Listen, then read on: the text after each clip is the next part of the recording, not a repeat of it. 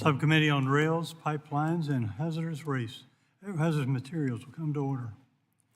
I ask unanimous consent that the chairman be authorized to declare a recess at any time during the committee's hearings without objection, so that adopted. Also ask unanimous consent that the members not on the subcommittee be permitted to sit on the subcommittee on today's hearing and ask questions without objection, so that ordered. As a reminder, if members wish to insert a document into the record, please email those documents to ti@mail.house.gov. I now recognize myself for 5 minutes for the purpose of opening statement. When it comes to energy resources, the United States has been twice blessed. First, we've been blessed with natural endowment of natural resources of various types and compositions. Second, we've been blessed with the ingenuity and entrepreneurship and that spirit that goes with that to develop technologies capable of safety and effectively access, develop, and transport these previously unavailable resources to markets and consumers. The economic and security benefits of this bounty have been substantial. Overall, the domestic oil and the gas sectors support more than 10 million jobs and generate nearly 1.8 trillion in economic activity. The average industry wage is 65% greater than the United States average wage in other employment sectors. These jobs are spread across multiple industries, including manufacturing, construction, transportation, and warehousing. Our committee has an interest in ensuring this energy bounty is safely transported across the energy supply chain. Today's hearing will examine the need to reauthorize the Pipeline and Hazardous Materials Safety Administration, or PHMSA, including providing it with new direction and authority over emerging energy resources and sources. Last Congress, the committee passed H.R. 6494, Promising Innovation in Pipeline Efficiency and Safety Act of 2023, or PIPES. It was reported out of the committee on a bipartisan basis. In drafting this bill, the committee solicited input from a wide range of parties and received 90 priorities from members and over 100 requests for pipeline safety stakeholders. In our country, roughly 3.3 million miles of onshore pipeline safety and efficiency carry natural gas, crude, oxygen, hazardous liquids, and other energy sources vital to our nation's industry independence.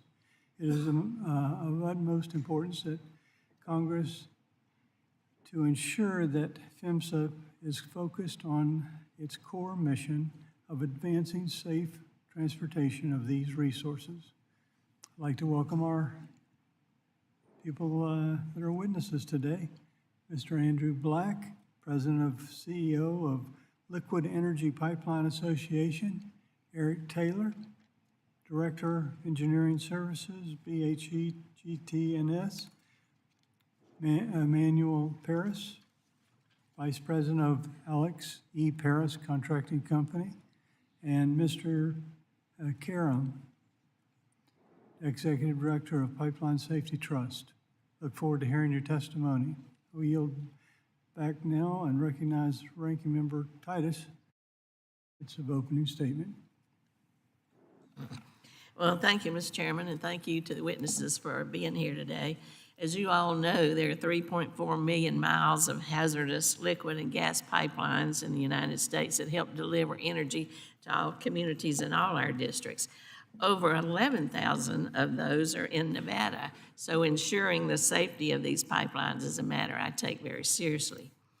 In 2004, just to do a little history, Congress enacted legislation to create the Pipeline and Hazardous Materials Safety Administration, or PHMSA. PHMSA's dedicated staff in the Office of Pipeline Safety ensures that the United States pipeline transportation network operates safely, reliably, and in an environmentally sound manner. States have also taken steps to improve pipeline safety. In 2021, Nevada became the first state to require annual leak surveys of all interstate natural gas pipelines. This was annual instead of every 5 years, I think it was. By identifying leaks early on, the regulations are helping prevent explosions at businesses and in residential areas all across Nevada. Late last year, also, you saw regulators in Colorado finalize rules requiring operators of natural gas pipelines to disclose more data on leaks. This data from PHMSA show that serious pipeline incidences have really improved. They've decreased by 34% over the last 20 years, and that's great. But despite this progress, there's still work to be done. In January of last year, 2024, two houses, for example, less than a mile apart in Jackson, Mississippi, exploded just 3 days from each other because of Atmos Energy pipeline leaks. The first home explosion resulted in 1 fatality and 1 injury.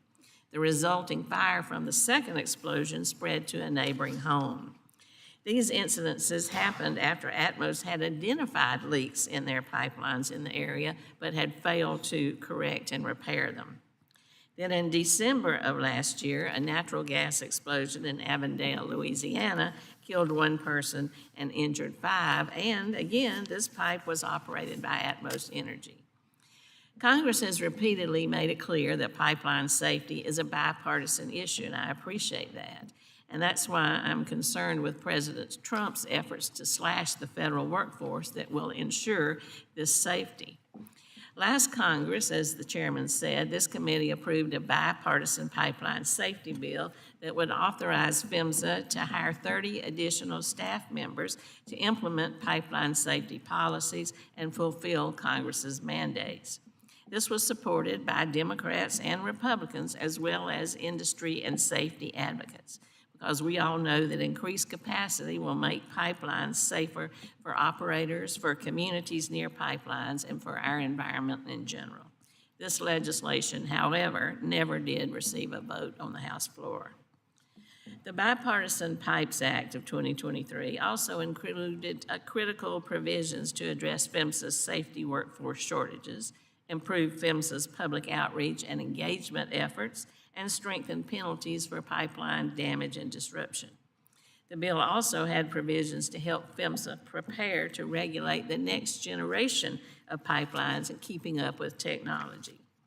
Congress invested in pipeline projects to transport gaseous carbon dioxide and hydrogen through the Bipartisan Infrastructure Law and the Inflation Reduction Act.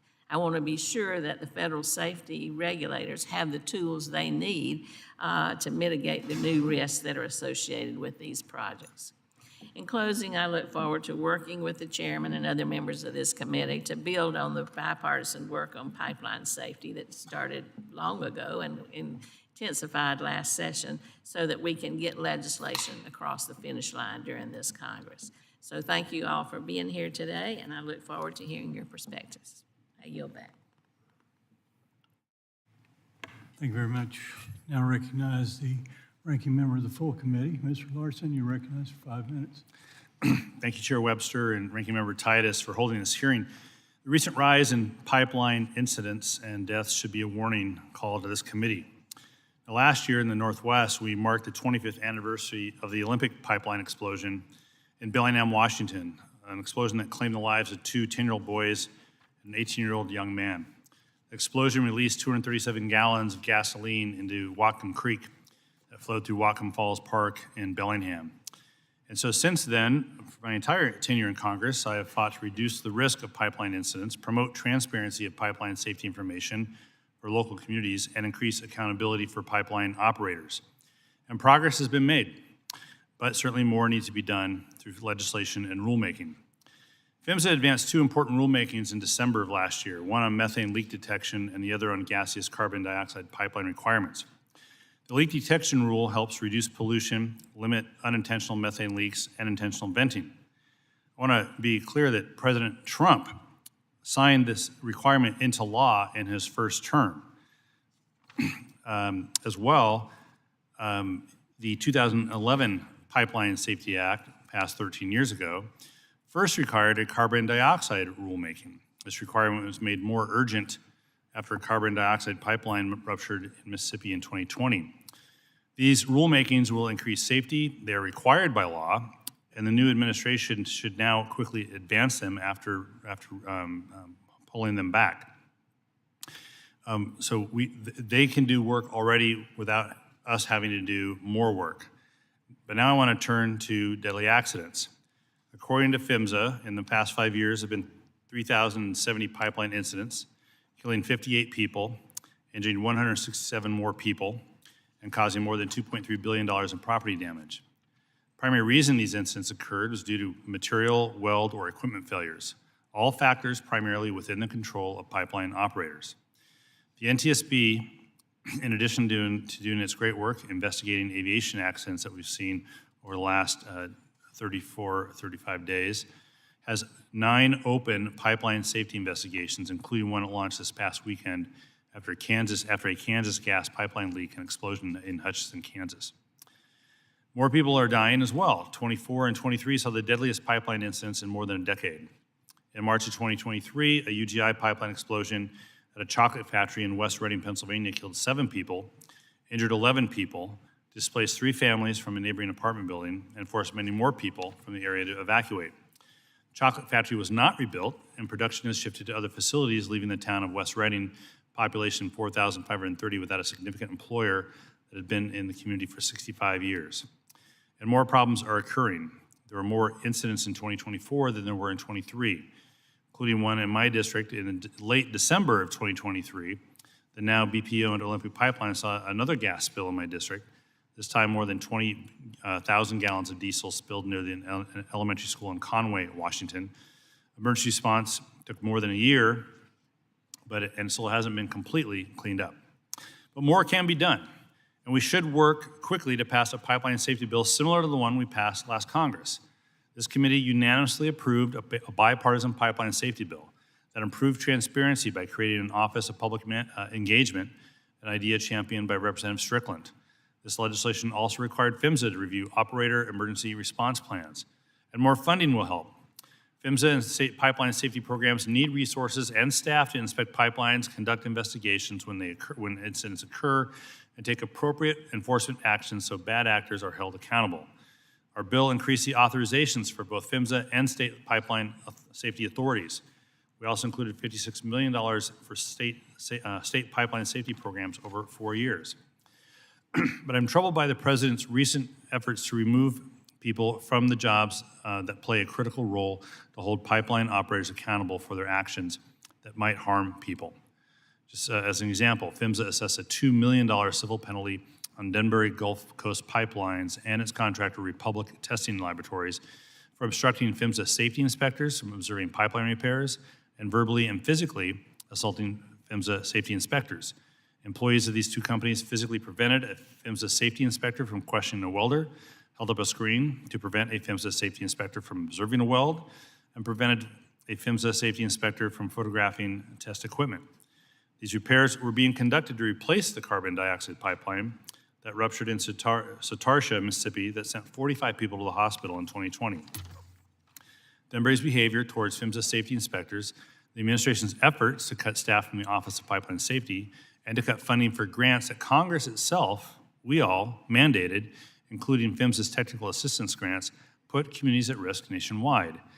Let's put safety in America first. Now, Congress has recognized that improving safety requires strong regulation and funding support. The BIL created the first ever natural gas distribution infrastructure safety and modernization grant program. And last May, PHMSA announced $196 million for 60 publicly owned utilities to repair or replace natural gas pipelines. This investment will reduce incidents and improve safety. We should keep it going. Pipelines play a critical role in the daily lives of Americans. We are here today to make sure the National Pipeline Safety Pipeline Network safely delivers energy across the country. I look forward to today's discussion and thank each of the witnesses today for your testimony. I yield. Thank you very much. Again, I'd like to welcome our witnesses, thank them for being here today. Briefly, I'd like to explain our lighting system. Green means go, yellow means you're getting ready to stop, and red means stop. Pretty simple. That said that, the witness's full statements be included in the record. Without objection, show that ordered. I ask unanimous consent that the record of today's hearing remain open until such time as our witnesses have provided answers to any questions that might be submitted in writing. Without objection, show that ordered. I ask for unanimous consent that the record remain open for 15 days for additional comments and information submitted by members or witnesses to be included in today's hearing. Without objection, show that ordered. As your written testimony will be made part of the record, we ask you to limit your remarks to 5 minutes. Mr. Black, you're recognized for 5 minutes. Thank you, Mr. Chairman, ranking members. I'm Andy Black, President and CEO of the Liquid Energy Pipeline Association.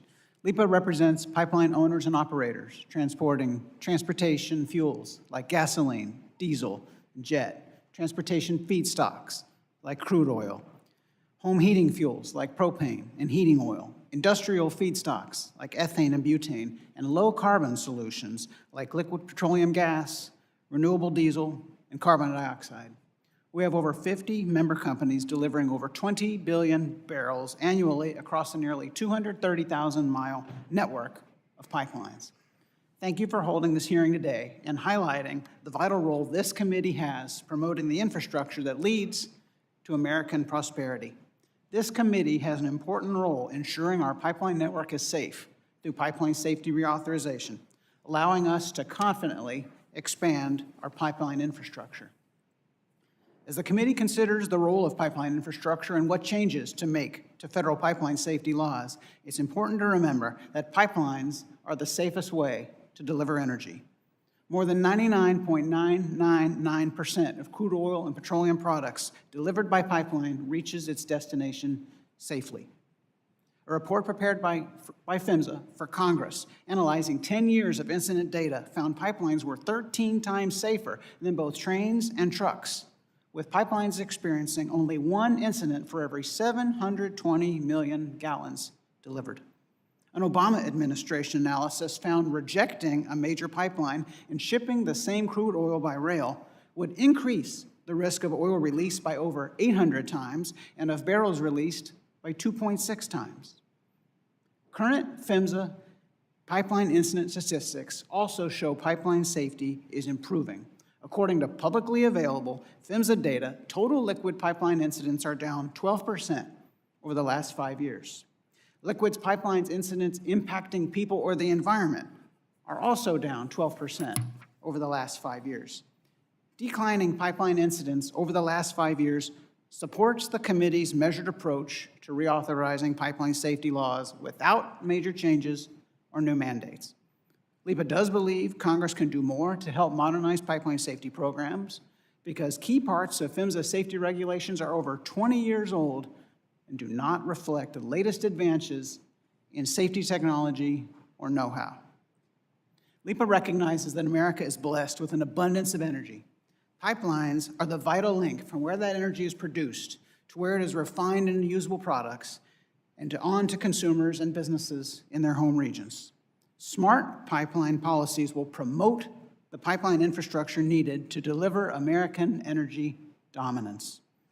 Lastly, LEPA believes Congress can help PHMSA increase the effectiveness and transparency of its pipeline safety programs and requirements. LEPA welcomed and supported the pipeline safety reauthorization bill this committee approved in December of '23. My written testimony details the many provisions LEPA supported, including these 6. Number 1, reforming PHMSA's special permit program. Number 2, strengthening penalties for pipeline safety violations that impair operations of facilities or damage construction sites. Number 3, requiring PHMSA issue an already congressionally mandated rulemaking on idled pipelines. Number 4, authorizing a voluntary information sharing to convene stakeholders to collaborate on safety initiatives. Number 5, requiring risk-based inspections of in-service breakout tanks to reduce unnecessary greenhouse gas and air pollutant emissions, reduce worker safety threats, and reduce hazardous waste when shown to achieve an equivalent level of safety. And number 6, improving pipeline expertise of PHMSA personnel with hiring authority for engineering, scientific, or other technical expertise.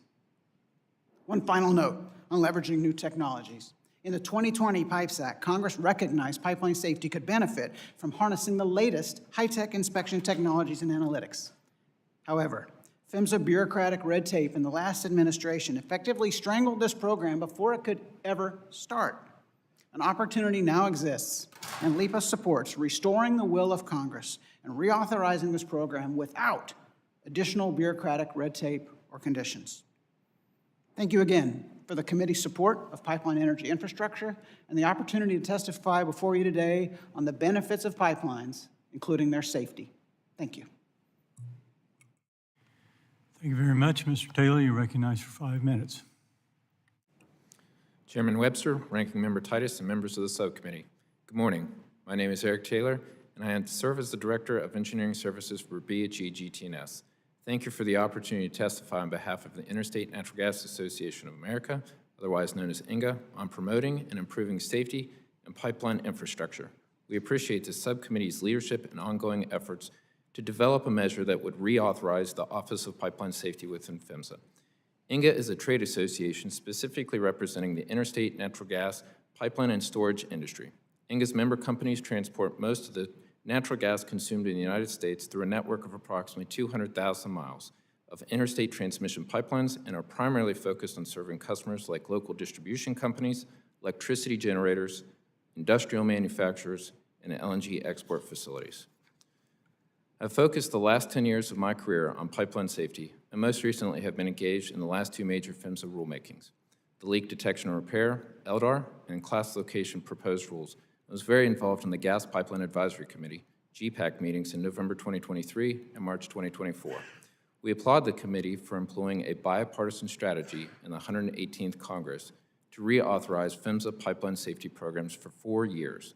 As you begin your deliberations to draft and ideally enact a pipeline safety reauthorization measure, there are several points I would like to make on behalf of the natural gas transmission pipeline industry. First, the United States Department of Transportation, PHMSA, other regulators, and industry experts have for decades agreed that pipelines are the safest mode of natural gas transportation. INGA supports having a strong safety regulator and the robust, durable, and consistent regulations led by PHMSA to ensure accountability of operators. We take our commitment to safety seriously and appreciate PHMSA's role in ensuring the industry maintains its safety focus and the public is confident in the safety and reliability of natural gas pipelines. Second, INGA's top regulatory priority with PHMSA is completion of the class location rule, which presents opportunities to improve safety, protect the environment, and possibly increase capacity of existing pipelines that have had their capacity reduced due to a down rate from a class location change. Class location change regulations have not been substantially updated in more than 50 years. Revising them has been an INGA goal for more than 2 decades. More details are provided in my written testimony, but INGA strongly supports the committee's prior mandate for PHMSA to complete this rulemaking within 90 days after the enactment date. Third, in the 2011 reauthorization, Congress required PHMSA to issue regulations for conducting tests to confirm the material strength of previously untested natural gas transmission pipelines. PHMSA completed this congressional mandate in the fall of 2019, and while INGA supported PHMSA promulgating this regulation, the agency made admitted drafting errors. Unless rectified, INGA members may be forced to retest previously tested pipelines with no added safety benefit, causing disruption to communities, unnecessarily venting gas, and costing operators billions of dollars. INGA commends this committee for addressing this issue in the PIPES Act of 2023. Fourth, the GPAC is an advisory committee to the department and plays an important role to enhance gas pipeline safety regulations. Historically, GPAC met regularly to consider important rules and discuss important safety advancements, but since January 2021, has only convened 3 times, despite its charter stating GPAC meet approximately 4 times per year. Further, there are times where PHMSA has disagreed with the unanimous GPAC decisions to final rules with providing a technical basis for why. While INGA does not challenge PHMSA's independence to render decisions, We believe Congress can strengthen transparency by receiving PHMSA reports on rationale and conclusions when issuing final rules. INGA appreciates the committee previously addressing both issues. Lastly, our industry recognizes the importance of data sharing and proactively attempts to participate in industry organizations to share lessons learned. INGA supports the bipartisan inclusion of language in your bill last Congress for voluntary information sharing. In conclusion, your efforts are vital to ensure PHMSA has the resources and direction to continually improve safety for our industry. I truly appreciate the opportunity to testify in front of the subcommittee today and look forward to your questions. Thank you very much, Mr. Parrish. You're recognized for 5 minutes. Chairman Webster, Ranking Member Titus, Ranking Member Larson, and members of the subcommittee. Thank you for the opportunity to appear before you this morning to discuss effective ways to improve pipeline safety and efficient pipeline infrastructure. I am Emmanuel Parris, Vice President of Alex E. Parris Contracting Company. We are located out of Atlasburg, Pennsylvania, and our company was established in 1928. We perform a variety of construction services, including the installation of large and small diameter piping, cross-country pipeline, utility construction, and a variety of civil and commercial projects. I'm here today representing the Distribution Contractors Association and the Pennsylvania Utility Contractors Association. DCA is a national association representing the entities who provide construction services needed for installation, replacement, and rehabilitation of natural gas distribution systems, as well as transmission pipelines in communities across our country. PUCA is one of the largest statewide utility construction associations in the country, serving excavation contractors in multiple underground facility markets. Because the vast majority of pipeline construction is contracted out to members of our industry, we appreciate this opportunity. While there are many facets to pipeline safety, our industry remains especially concerned with the enduring problem of damage to underground facilities during excavation.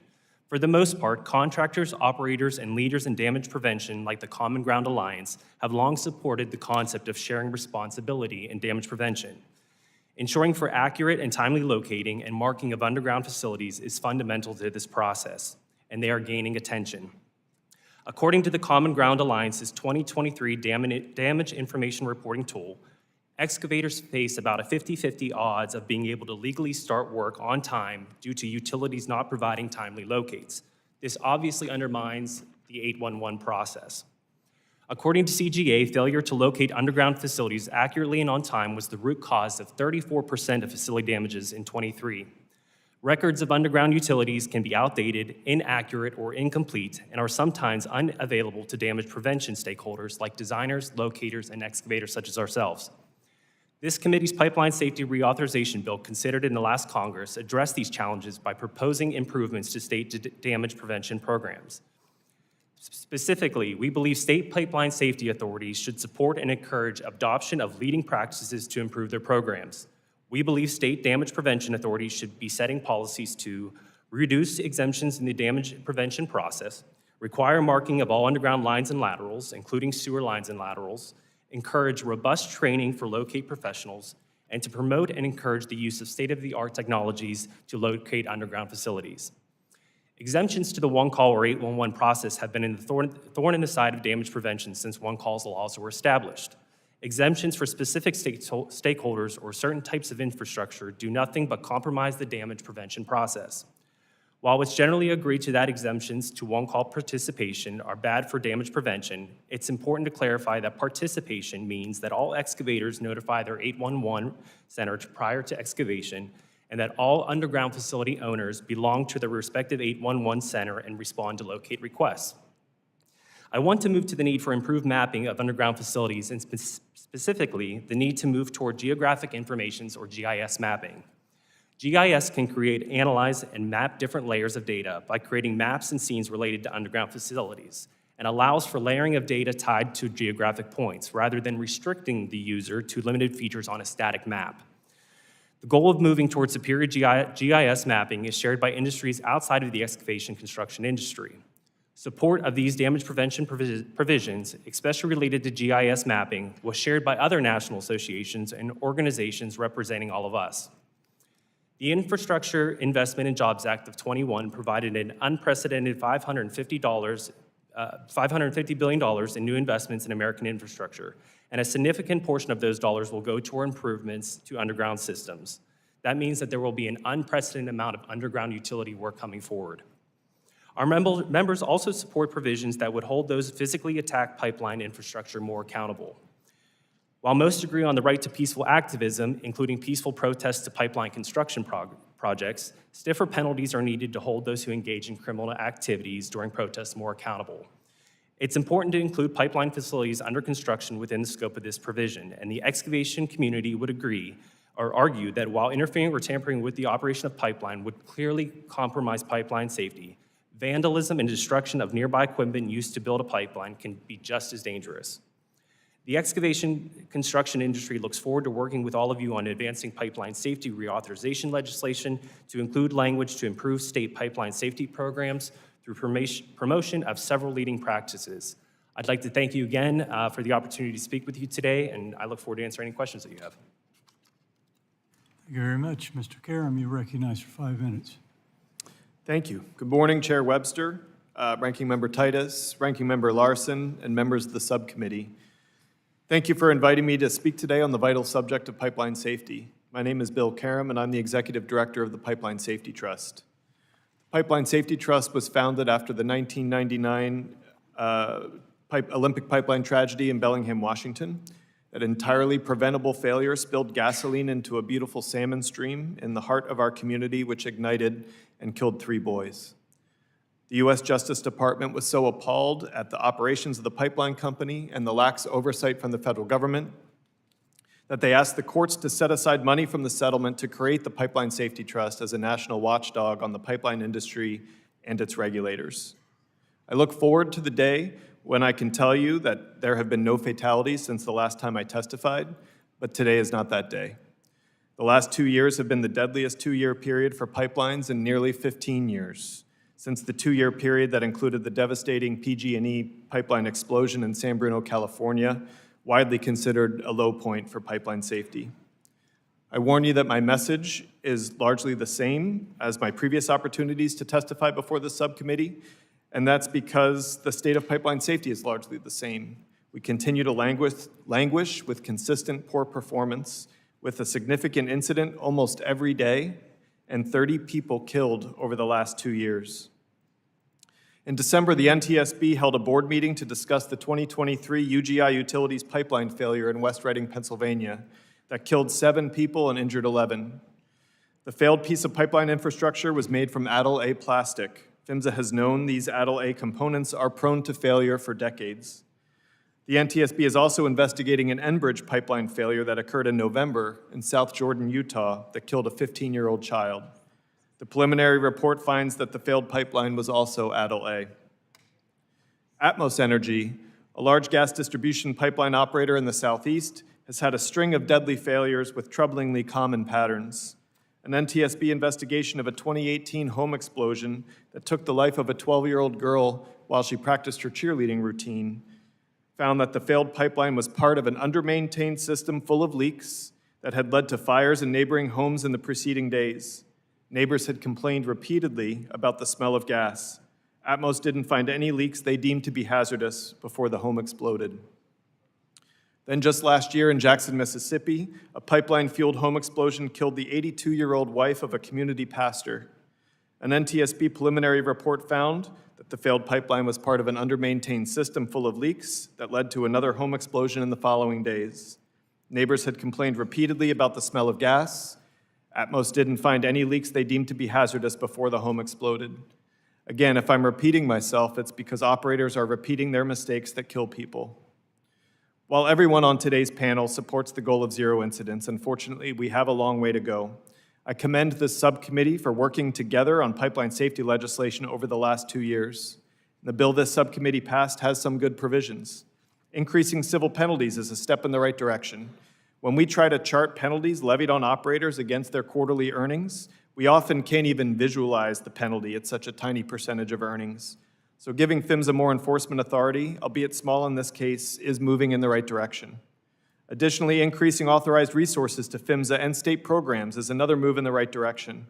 Not only has the agency been chronically underfunded, but the additional miles of jurisdictional pipe and the potential build-out of carbon dioxide and hydrogen pipelines demand an increase in resources from Congress. Thank you for answering that call. However, given the continued lack of progress on pipeline safety, we need more. There are many provisions in this bill that won't contribute to safety progress.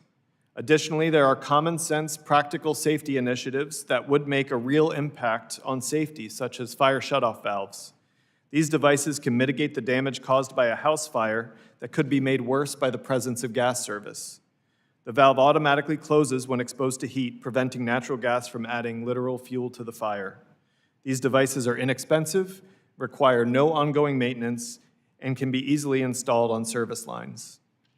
As you discuss how to move forward on authorizing PHMSA's pipeline safety program and make improvements to the law, I implore you to think of the empty seats at dinner tables across the country because of pipeline failures. I've been with families who have lost loved ones recently. I've been with families who lost loved ones over 25 years ago, and I can tell you, the pain never goes away. Please give PHMSA the authority and the resources it needs to meet its responsibility to the American people. Thank you. Thank you very much.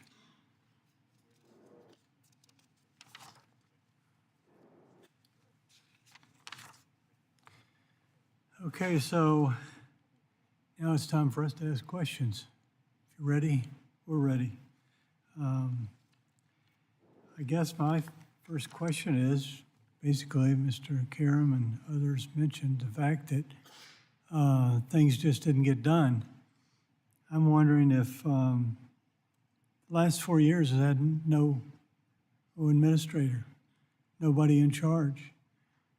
How does that affect the overall enforcement, no matter what kind of law we passed? Anybody want to tackle that?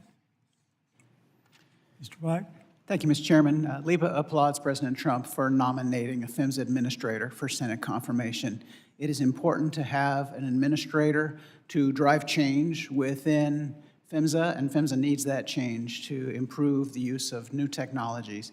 An administrator can also help reassure the American public that comprehensive regulations govern pipeline safety, that PHMSA is on the case, and like the modes of other transportation networks, can reassure the American public that this transportation system is safe. Anyone else? Mr. Parrish?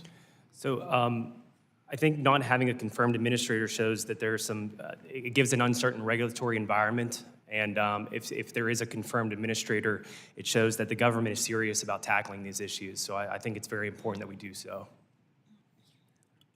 Mr. Taylor? Thank you, Mr. Chairman.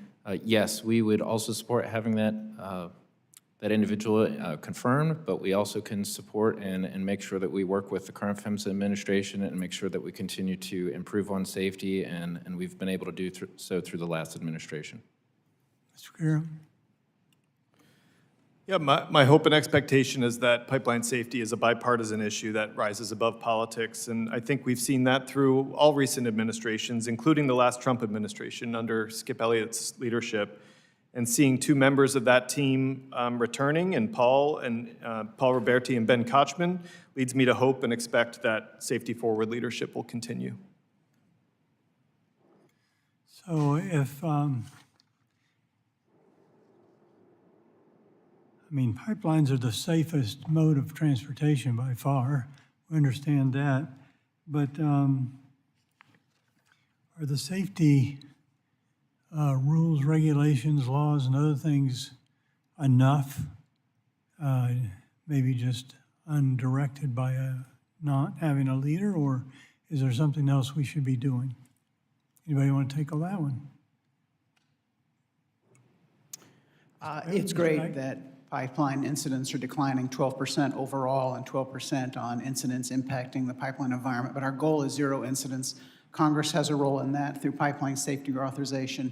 So does PHMSA. Technology is improving. Engineering, analytics are improving. The way to improve pipeline safety further is to update PHMSA regulations to use this new technology and know-how through pipeline safety demonstration pilot programs and then updating of PHMSA's regulations. Anyone else? Mr. Taylor? Thank you, Mr. Chairman. Yes, I'll build off what Mr. Black just said. We also agree with continuing to leverage new technologies. We're part of several different associations, organizations, one of them being Pipeline Research Council International, where funds are collected and developed to improve technology and figure out ways to leverage that new technology and incorporate it. So sometimes PHMSA is not as quick to adopt those new technologies, and so we'd be looking for PHMSA to find avenues to be able to do that, if it's recommended practices, if it's new technologies, but trying to leverage those as quickly as we can just to improve pipeline safety. Ms. Paris? I think first a consideration is what we're doing here today is getting all the stakeholders involved and talking about these things. I mean, it's important that we all understand. I don't understand what my colleagues here do every day, and I don't expect them to know what I do every day. So it's important for us to have these discussions. Another point that they had made is this evolving technology, and for us as excavators, the GIS mapping is what stands out to us the most. The technology is readily available, and we really feel that it would help our industry. Yes, well, I know there's been advancements just in the last 10 years as far as what's underneath the earth. And it's a beautiful thing that can be done. Beautiful technology, it works. Is that lacking? In our industry, we don't see it, yeah. I mean, we're basically given a static black and white map or a drawing that shows where utilities are, and half the time, they're not correct. So we don't see the GIS mapping involved in our industry yet. Mr. Karam? Yes, I'd just like to say that, the goal is not to be the safest form of transportation of hazardous materials. The goal is zero incidents. And, one way to make some meaningful movement towards that is the widespread adoption of safety management systems. Thank you very much. Okay. Ms. Titus, you're recognized for questions. Thank you, Mr. Webster. As I said, Nevada was the first state to have annual inspections and surveys of all the natural gas pipelines. Rather than every 5 years, we do it annually. It's a triple win. We find leaks earlier, which improves safety. We reduce greenhouse gases, and we create jobs. More people are surveying for these lines. Mr. Karam, if we had a national standard, would you expect to see similar results in other states, and we could have these 3 goals accomplished nationwide? Yes, absolutely. I agree. A good leak detection and repair program with good standards on leak detection technology has multiple benefits, many of which you listed. Primarily for us, the biggest benefit is better safety outcomes. We continue to have too many home explosions and too many people dying from these leaks on pipelines. And leak detection standards and strong repair criteria will make a difference on that. And so we're strong supporters of it. Many states, or some states, have adopted those, like Nevada, and that's wonderful to see. Some operators do go above and beyond and have those strict standards for themselves, but what we really need is what Congress asked PHMSA to do in 2020, and that's set a national standard where we know that all operators are held to the standard of finding leaks on a regular basis and repairing those leaks promptly. As I mentioned in my remarks earlier, there was knowledge of leaks in some of these accidents, but they just weren't fixed. How about the sanctions on companies that don't fix the leaks, even if they know about them? Would those be adequate in the last legislation that came out of this committee, or should we look at that? I'm sorry, could you repeat the question one more time? Well, if you discover a leak, but you don't fix it, and it results in an accident, what are the consequences? Sure. Yes, we've seen the consequences over and over, unfortunately, of home explosions and fatalities. Of course, not every leak. What are the bad consequences for the environment? I mean, what are the consequences for the company that found the leak and didn't fix it? Well, that is left up to the enforcement, to the investigation, whether it's an NTSB investigation and they find the root cause analysis, or if it's PHMSA or the state program that investigates. If the regulator finds that they were out of compliance and that they should have determined that it was a hazardous leak that they didn't repair, they could be held liable with enforcement. But the regulations are not written very specifically as to how they should appropriately grade a leak and what they determine to be hazardous. And I think There's not a the draft scale- PHMSA there's rule. not a scale of fines or penalties or anything like that? It's just kind of ad Yeah, hoc? there is a standard as to fines that are charged when an operator is found out of compliance. It's just sometimes it's difficult to find an operator out of compliance when the regulations are not written very prescriptively as to how they should handle leaks. And do you think the legislation that came out of this committee last time deals with that sufficiently? Well, the Pipes Act of 2020 directed PHMSA to write rules on finding leaks and repairing any leak that could be deemed hazardous. And so we would expect PHMSA to interpret that rule to do exactly what we're talking about, be prescriptive about how to grade leaks and how to ensure that they're repaired promptly. Well, without this standard in place, since the legislation didn't pass, what you mentioned, some companies do it themselves. I mean, they are good companies, they want to be safe themselves. Could y'all address, what does a company do? Does it take it on itself to have these annual leak inspections, that sort of thing? Brag about yourselves and tell us what you're doing, if even without this standard in place. Mr. Black or Mr. Taylor? Pipeline operators regulated by PHMSA have requirements for fixed intervals for inspecting their pipes through smart pigs that travel through the pipe. And they develop a risk-based schedule. If there are features that need to be researched more frequently through more smart pigs, they will. We're using advanced analytics right now with better predictive models to understand if we find a sign of corrosion or cracking or something, when is the best time when do you need to go out there and address that before, and what are the true threats? Certainly believe about the importance of doing smart pigs through pipelines and assessing features on the schedule that they need to be before an issue can become a problem. Mr. Taylor?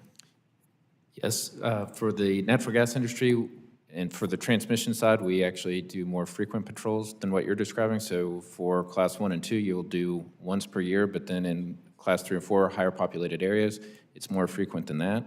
High consequence areas, you also have quarterly patrols. So you're, again, looking for those leaks that could be detrimental, could be hazardous, and making sure that you respond appropriately to address those. So from a transmission side, we're out there more frequently than what you're describing. And I'll just say that patrols are not the same as surveys and are not always done with leak detection technology. Many operators, of course, do, but they're not required in the regulations. Thank you. Thank you, Mr. Webster.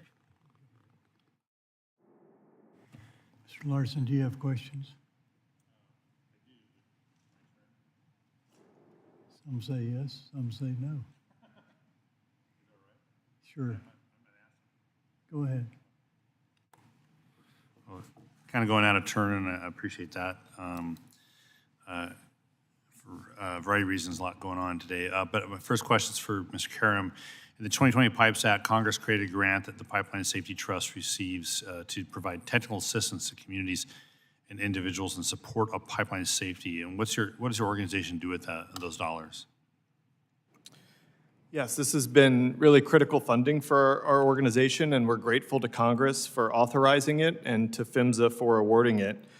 We've spent the money on a number of ways to improve, to offer technical assistance to communities, and we really see that as a way to improve public engagement among the public, the pipeline industry, and the regulators. One of the ways to improve public engagement and to offer technical assistance is to educate the public. So we've used grant money on a number of things, including a primer on pipelines that we call the briefing papers. It's a 15-page document or 15-part document. It's much longer than 15 pages. That includes information just such as the basics of how pipelines work, how they're regulated, how to find information about pipelines through the National Pipeline Mapping System and the PHMSA database, and a lot of information about emergency response and spill response planning. We've also produced guides that are stakeholder specific, like Landowner's Guide to Pipelines and Local Government Guide to Pipelines. We also use the grant money for some of our staff time. We get a lot of calls from members of the public, a lot of them that live along rights of way, that find us online. And they're often angry, frustrated, haven't gotten a lot of answers from anyone. And we maintain a good working relationship with PHMSA, with a lot of the state regulators, with the pipeline trade associations, and with a lot of individual operators. So we're often able to talk to these folks, find out why they're so frustrated, and connect them with the right people. How many staff do you have We have about 10 staff. total? And yeah, Yes, all in Bellingham?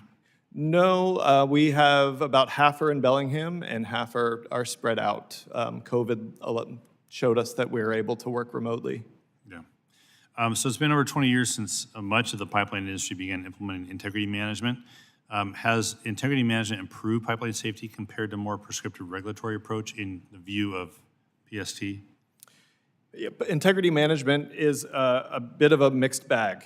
There are some areas you can look to that we've seen some improvement. I think the Distribution Integrity Management Program, also known as DIMP, while there's still lots of room for improvement, we can see some real progress there since DIMP has been implemented. Parts of transmission integrity management have proven to be effective. You know, using inline inspection tools to find corrosion has been successful.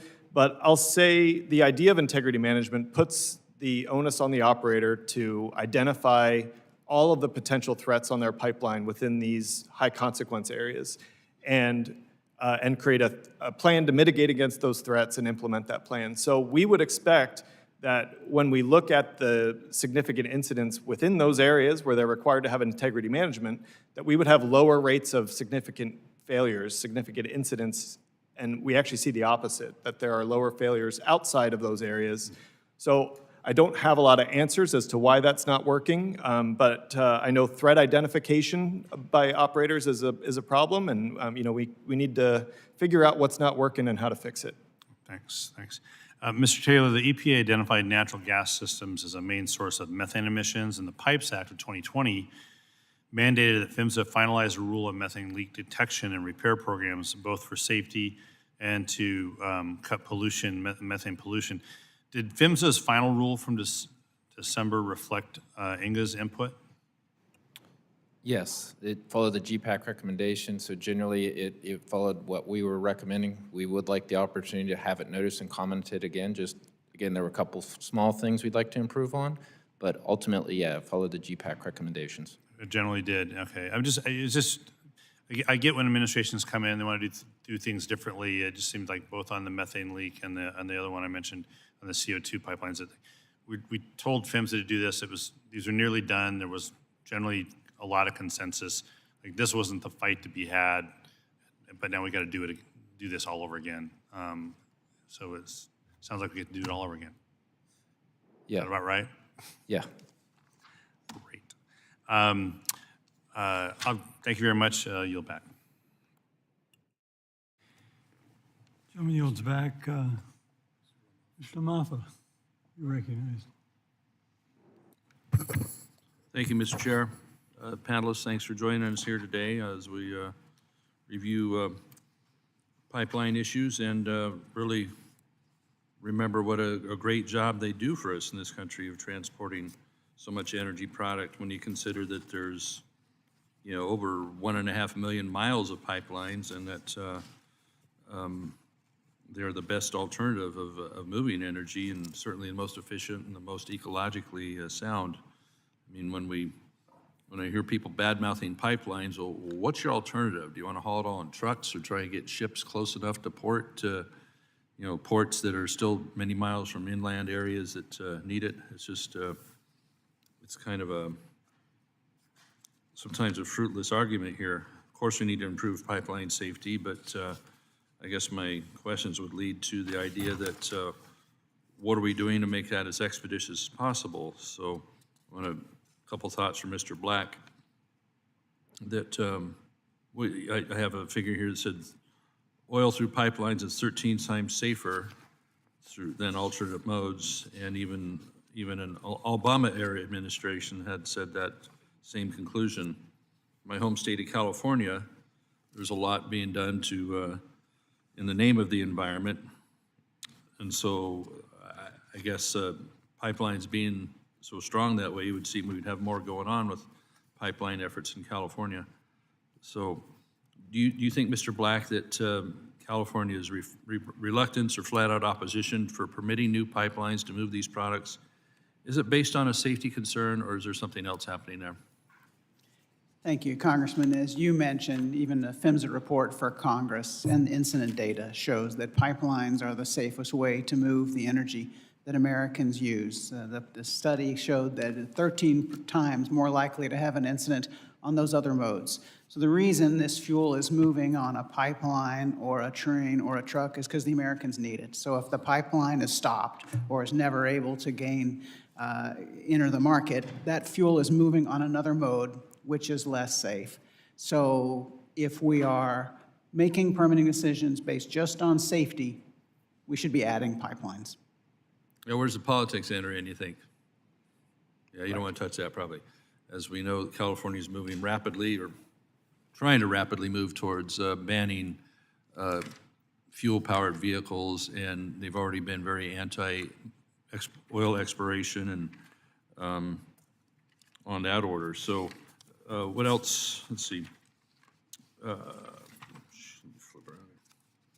We do need permitting reform. What in the process? I know we had the Pipes Act in 2023 that took a leap at that, but what else could we be doing to reform PHMSA's process that is basically just holding up? You talk about technology a little bit on the panel.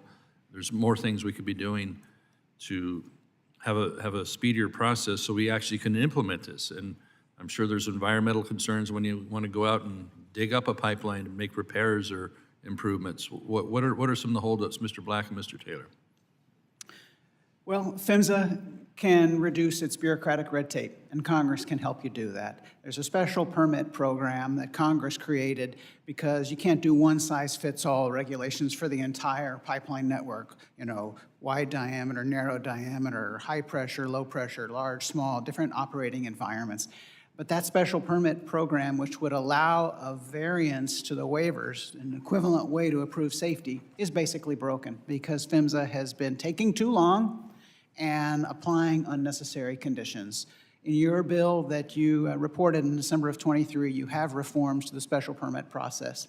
Similarly, Congress can tell PHMSA, you need to update your repair criteria, your schedules to update to reflect the latest know-how in technologies and analytics. Let's use this MRI ultrasound type technology that's in smart pigs and update regulations. Let's use the engineering assessments that give us a more precise reading on where is an issue a problem and when it needs to be. Thank you. Congress can help push that. Let me jump Mr. Taylor for a moment on that, too. What are the roadblocks? How do we fix them? Yes, from the 118th Congress, the classification rule, that would be very beneficial if we could get that completed. That would free up additional potential energy from, as I mentioned during my oral testimony, having where we've maybe reduced our MUP due to maximum allowable operating pressure due to a class change, so allowing that flexibility. The Technical Standards Committee having GPAC meet more frequently, the incorporation by reference, having more frequent review of those documents that are incorporated would allow the newer technologies, newer thought processes to be implemented much quicker and be implemented. And then lastly, that voluntary information sharing just would allow lessons learned to be more widely distributed and make sure that we can account for those. It needs to be done by executive action, or do we need to pass legislation? What are you running into? I'll stop, Mr. Chairman. Quickly. If I can help, the voluntary information sharing needs action by Congress to create that safe space for collaboration, like the airline industry. Need Congress to act, and it's in your bill. Yes, sir. Thank you. Thank you. Okay, so I appreciate it. Indeed, in my home, for my California people that are watching, we're really seeing it isn't about the pipeline safety. It's about the politics of shutting down the use of this form of energy and not allowing pipelines or any other infrastructure. Mr. Chairman, I yield back. Thank you. Chairman reels back. Ms. Forshee.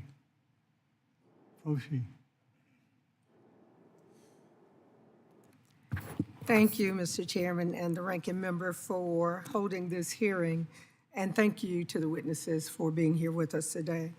Mr. Karam, on August 14, 2020, two teenagers discovered a puddle of gasoline in the Oler Nature Preserve near Huntsville, North Carolina. More than 4 years later, with over 2 million gallons spilled, It remains one of, if not the largest gasoline spill on land in the United States, and cleanup is still in progress. Just last month, there was another leak on this same pipeline in Paulding County, Georgia, that temporarily shut down the pipeline. Most alarmingly, the fire department was not aware of the leak until reporters called to ask about it. What measures are in place to ensure that first responders and the public are aware of pipeline incidents? And furthermore, how should pipeline operators engage with the public in the aftermath of these incidents, especially ones with potential public health concerns? Yeah, thank you for the question. So that particular incident on the Colonial Pipeline in Huntersville and a recent one on an energy transfer pipeline in Pennsylvania with jet fuel illustrate something that's really lacking in pipeline technology, and that's on leak detection. The best leak detection system on a liquid pipeline can detect down to a 1% loss of fuel, of throughput. And that is on a large pipeline like Colonial, that's a lot of product, and that's what we saw in Huntersville. And so a leak detection system won't necessarily pick up these small leaks that happen over time, and it often is the public that sees those. Specifically to your question, PHMSA requires operators to develop an emergency response plan, and that gets inspected. Part of that plan requires the operator to notify first responders and the public in the event of a failure. Sometimes those, when a failure does happen, we learn that the emergency response plan was not appropriate or sufficient. Other times, an operator doesn't follow the procedures in their emergency response plans, and we end up with situations like that. Mr. Taylor, I also serve on the Science, Space, and Technology Committee, and I am interested in how new technologies are monitoring for methane leaks from natural gas pipelines. I know, for instance, that the Environmental Defense Fund recently launched a $90 million satellite to monitor both accidental and intentional methane gas releases. Did NJR work with PHMSA on the final leak detection rules required by the 2020 Pipes Act? And do any of NJR's companies use similar technology to monitor for leaks? So I know some INGA companies are utilizing satellite technologies based off of the leak detection repair rule as it was proposed and worked through the process. That wouldn't be sensitive enough for leak detection capabilities of what we're trying to achieve. So we are trying to utilize new technologies where we can. There are more laser-based technologies that are applied to flights. So it could be fixed-wing aircraft, it could be helicopters, but those are some additional technologies that are able to detect a more sensitive leak, so meaning sensitive, detecting a much smaller leak along the pipeline right-of-way. But satellites today are not able to achieve that sensitivity. So it would be a very large leak. So like you mentioned, maybe it's where you intended to vent a lot of gas for whatever reason, if you were doing work or if there was an emergency event, maybe it can detect those types of things, but it's not going to see those very small leaks. Mr. Black, according to the Department of Transportation's inventory of artificial intelligence use cases, PHMSA has explored the potential of AI to augment its rulemaking process. PHMSA has also funded research projects to develop AI-enabled pipeline inspection tools, a pipeline safety data management framework, emergency response training, and a pipeline corrosion management tool. Can you speak to the potential for AI to improve the pipeline safety practices of operators and emergency responders? Thank you, Congresswoman. You're definitely onto something. We think AI and machine learning has great opportunities for improvements in pipeline safety. Pipeline technology right now produces terabytes of data from the smart pigs that travel inside a pig, and it would be great to have the opportunities to continue the use of machine learning to tease out of the data issues before they're a problem.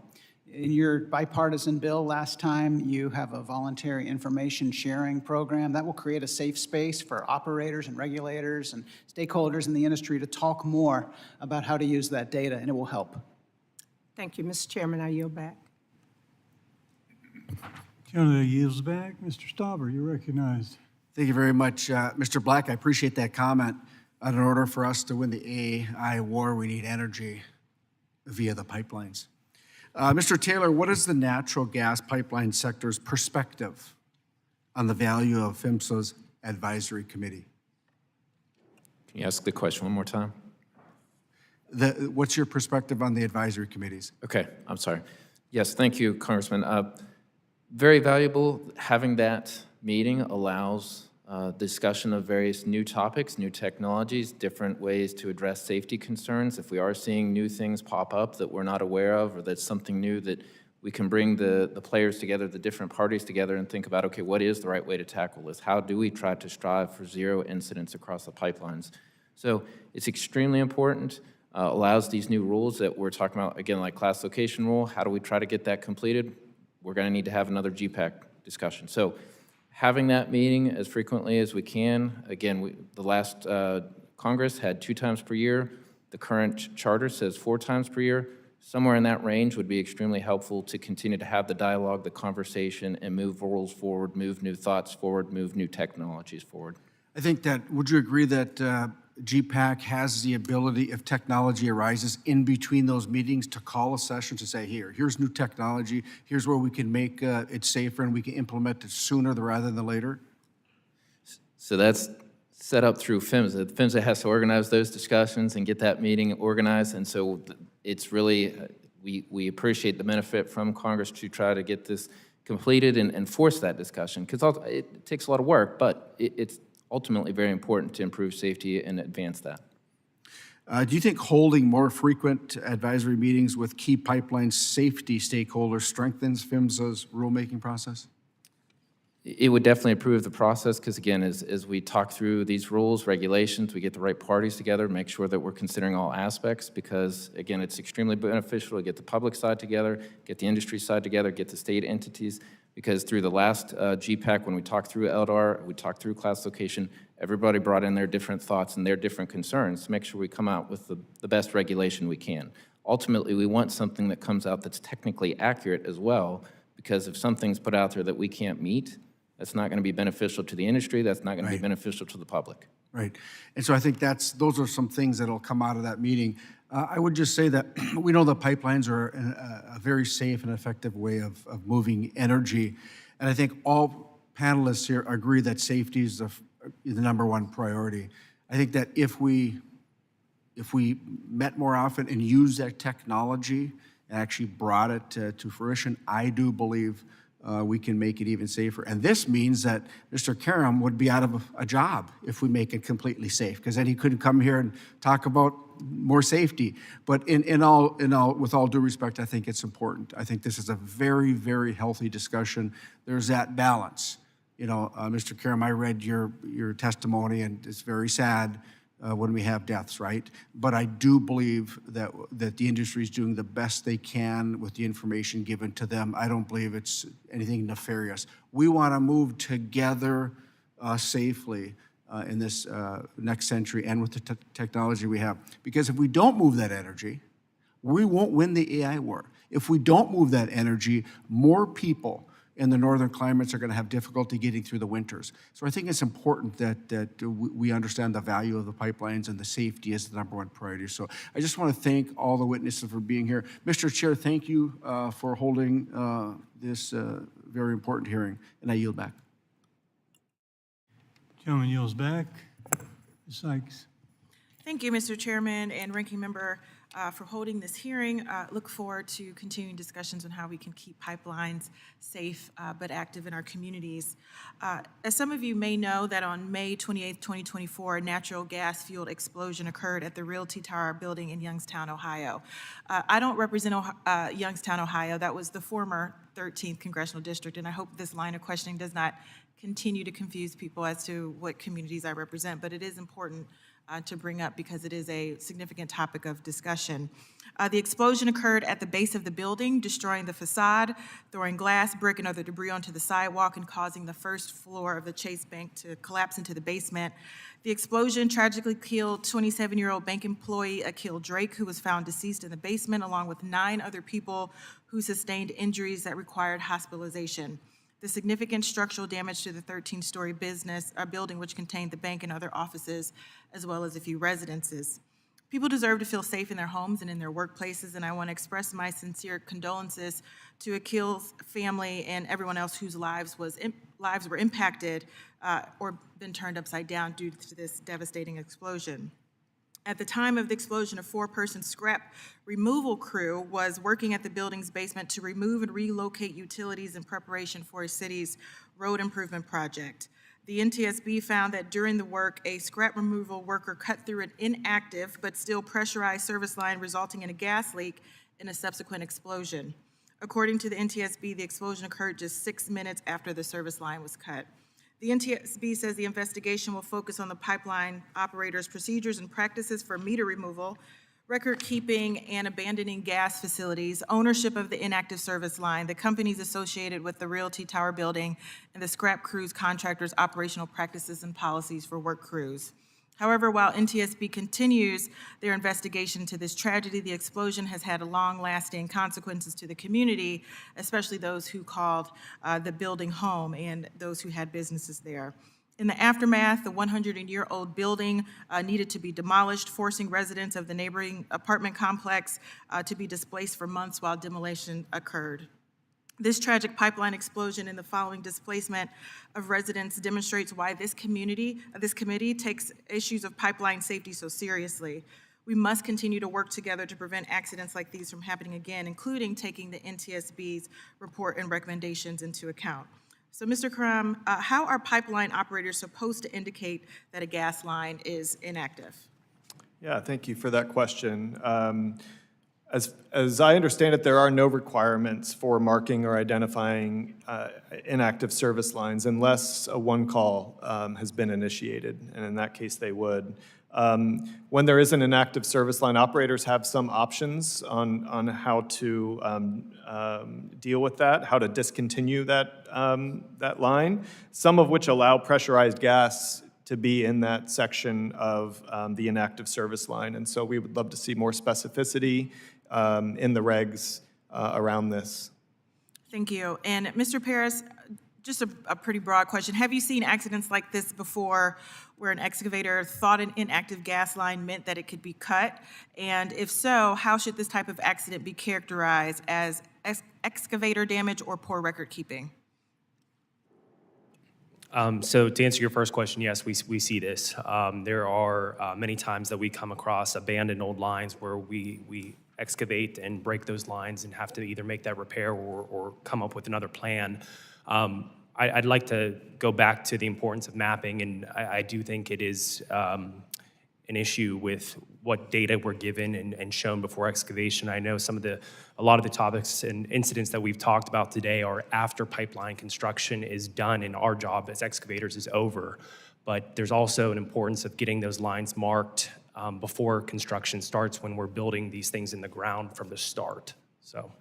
Thank you, Mr. Paris. You did an incredible job because my next question was going to be about mapping, and so you already answered in the first question. So with that, Mr. Chair, I yield back the remainder of my time. Chair yields back. Commissioner Nils, you're correct. Thank you, Mr. Chairman, and thank you to the witnesses that are here today. I'm happy that this subcommittee is kickstarting the pipeline reauthorization process. Again, I felt that last Congress's committee, we produced an excellent bill. It passed out of this committee on a bipartisan basis. I would like to commend both sides of the aisle, both sides working on this, for the hard work in producing a great bill. It is a shame. It's a shame that our Senate colleagues, they failed to have any hearing on this pipeline reauthorization and stalled the momentum we all garnered. And as we look to examine the pipeline reauthorization bill, there are several priorities that I wish to talk about and raise awareness. As a former law enforcement official, I strongly believe we need to protect. We have to protect our critical infrastructure. Mr. Black, can you talk about some of these environmental extremists, and they're out there. who encouraged violence against these pipeline infrastructure. And why is this dangerous? And what was included in the previous bill to counter these activists? There have been violent attacks on pipelines, and there are loopholes in the energy statutes that prevent full prosecution of all of them. There have been attacks on pipelines before they have gone into service, and they're not covered. And then there have been attacks on pipelines operating right now to turn a valve. Now, a pipeline is a safe industrial piece of equipment operated by trained personnel, but not somebody who's just turning a valve, and that could hurt themselves, the public, or the environment. This committee, and thank you for your role as prior chairman of the subcommittee, would close those loopholes. Protest, fine. Violent attacks on pipelines can hurt themselves, the public, and the environment. And higher civil penalties as well. We need to find Yes. these people. Thank you. Mr. Paris, it seems most believe that exemptions to the one call or that 811 process are detrimental. They're detrimental to damage prevention. Can you provide any examples of these types of exemptions and why you would want them reduced or eliminated? Yeah, so some of the examples of exemptions specifically in the state of Pennsylvania include municipal utilities that are not required to be a part of the 811 or one-call system. Therefore, when a one-call is placed, they do not have to go and mark the lines. Another one example is agriculture. So I believe in the state of Pennsylvania, they are not required to put a one-call in anything above 18 inches. We do find more than not that when excavating, we come across these lines and we do our due diligence. We don't get a positive response rate from the locate. Sure. We go to pothole and visualize where these lines are. They're not where they say they are, or they're not marked at all. So yes, these exemptions are hard for our industry in construction and excavating. I can't agree with you more. You know, one of the greatest provisions in the previous bill was the section 28, inspection of these in-service breakout tanks. I know API isn't here, but these breakout tanks, you know, they're a critical part of the liquid energy product, you know, supply chain. The breakout tanks are used to store product that is not currently in the line to allow for optimum sequencing and to temporarily hold product, you know, from the main pipeline. I believe there are more than 8,500 breakout tanks in service that support hazardous liquids pipelines operations. And I find it interesting, you know, operators are required to inspect these in-service breakout tanks in accordance to PHMSA regulations, right? Tank engineering design, we're all about safety. Everybody's concerned about safety. I agree, safety should be the top priority.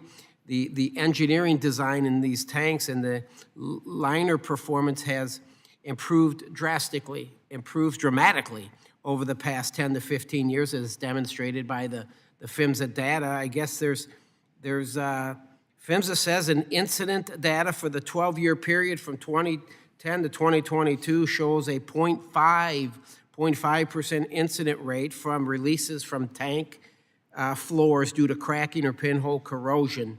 And allowing operators to base inspection frequency on risk modeling as outlined by API will ensure that these inspections are not conducted unnecessarily, while again keeping safety in the front of mind. I'm assuming, Mr. Black, you would agree with these risk-based inspections? I mean, it takes like 30,000 man-hours. I mean, you got to drain the whole damn thing. You got to put somebody down in there. We should have the technology to do this and do it based on risk. Absolutely, Congressman. PHMSA should not be requiring inspections of a storage tank on a fixed interval, when the technical standard now that EPA and many states have adopted is for risk-based inspections. It reduces worker safety threats, air pollutant emissions, hazardous waste. Yes. Thank you. Mr. Taylor, I'm assuming you would agree. Thank you, sir. Yes, Congressman. I yield back. Gentleman yields back. Ms. Friedman, you're recognized. Thank you, Chair Webster and Ranking Member Titus, and for the witnesses for coming here today.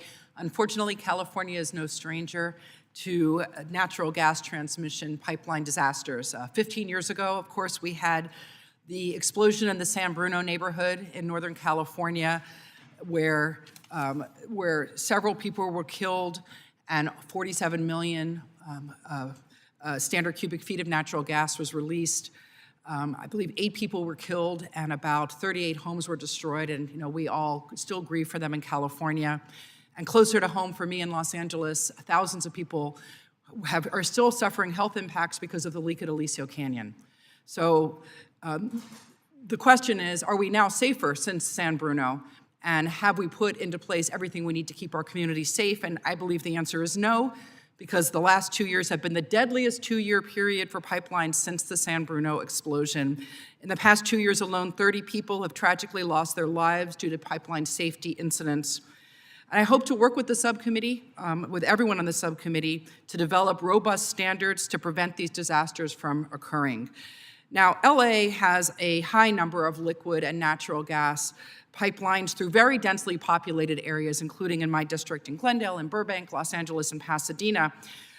During the LA fires, we saw a lot of ignitions happening at the homes that were impacted by fire because the natural gas pipelines in the natural gas in the homes was on fire. Now, I toured the Eaton Canyon area 1 and 2 and 3 days after the fire, and those plumes of natural gas flames came up from thousands and thousands of homes. In fact, there were victims walking around their former homes looking to collect their personal items, trying to navigate around 7-8 foot tall walls of flame in their houses because those natural gas pipelines were still on and they were still on fire. And I saw ignitions 2 days later happening because of winds pushing those flames around. So my question for Mr. Taylor is, what did your members, what steps did they take during those fires to minimize that kind of incident? And why were should those ignitions still been happening 2-3 days after the fire?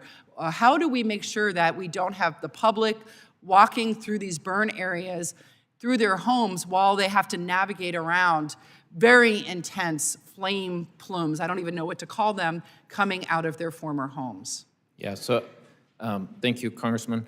Congresswoman, that specific type of fire and that specific type of instance would be tied more towards the distribution system. And so, again, from a transmission side, we could potentially isolate, don't know the specific details of all the situation there and how that gas is being fed to that exact location in the areas you're speaking of, but that would be more of a distribution type focus, distribution type question on how they could potentially isolate those areas. Okay, and just so that you have it in your head, we're talking thousands of homes, an entire, more than one neighborhood. So not just one house at a time, but you had entire neighborhoods that were impacted by this. Mr. Taylor, as you know better than me, fire valves are inexpensive spring-loaded valves that are designed to melt before the pipeline fails, sealing the pipeline and preventing natural gas from fueling fires in these kinds of incidents. Why is it important to install fire valves in gas distribution pipelines, especially for communities like we have in Los Angeles that are fire-prone and earthquake-prone, just disaster-prone in general?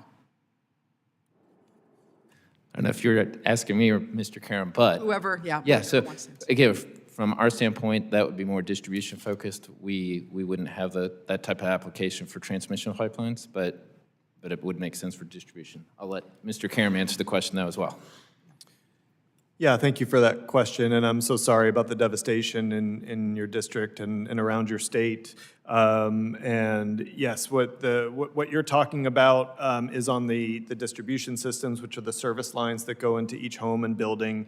And you can install these fire valves on service lines very easily.